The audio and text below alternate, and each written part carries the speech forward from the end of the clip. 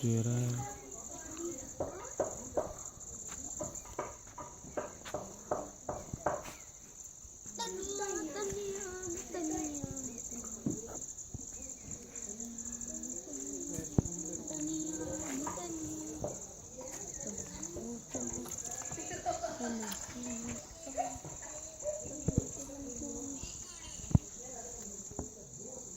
ठीक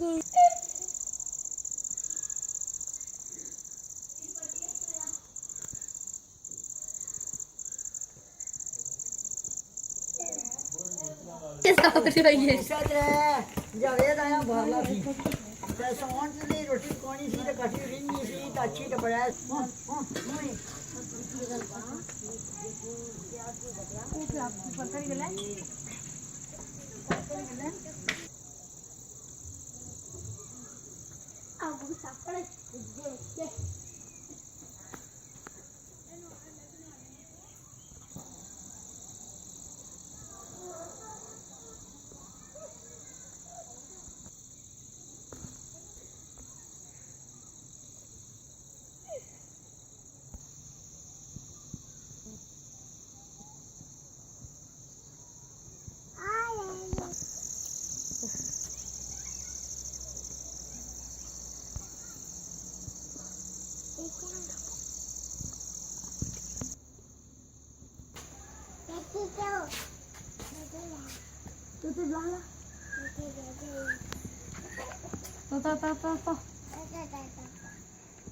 ਉਹ ਜੋ ਕੋ ਨੇੜਾ ਜਸਨ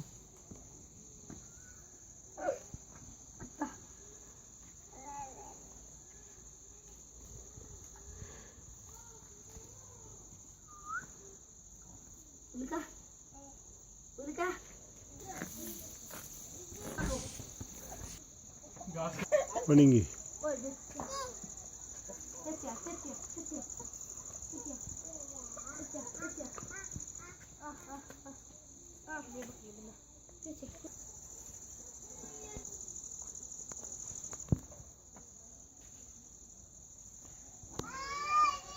फोटो खींचने ये कुड़ियां तक सुना सुन क्या किताब